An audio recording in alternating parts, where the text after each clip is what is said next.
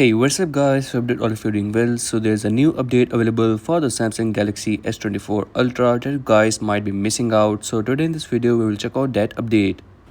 So to update it, simply go into the settings of your phone, and once you're into the settings, now from here scroll all the way down and tap on software update.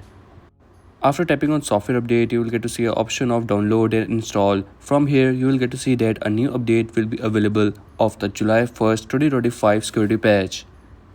Simply you have to tap on download to download the update, and once the update is downloaded, you can install the update. This is a 501 MBs in update size and with the security patch level of July 1st, 2025. Hopefully we will get to see the 1-year update really soon as well.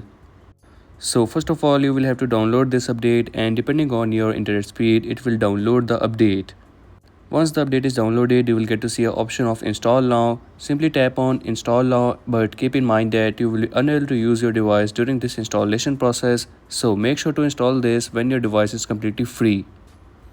Now I have tapped on install now, and as you can see, it is now optimizing the apps and the One UI is installing the update.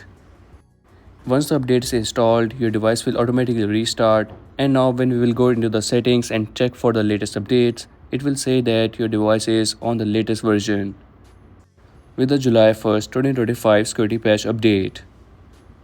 Previously, it was on the June 1st, 2025. And that's a wrap for today's video. This was a quick video to tell you about this new update available for the Samsung Galaxy S24 Ultra. I also received this update on the Galaxy S25 Ultra as well. Hopefully we will get to see the 1-year update also very soon on the Galaxy S24 Ultra. And if you're new on the channel, so make sure to like and subscribe, as I will keep you updated with the new upcoming updates.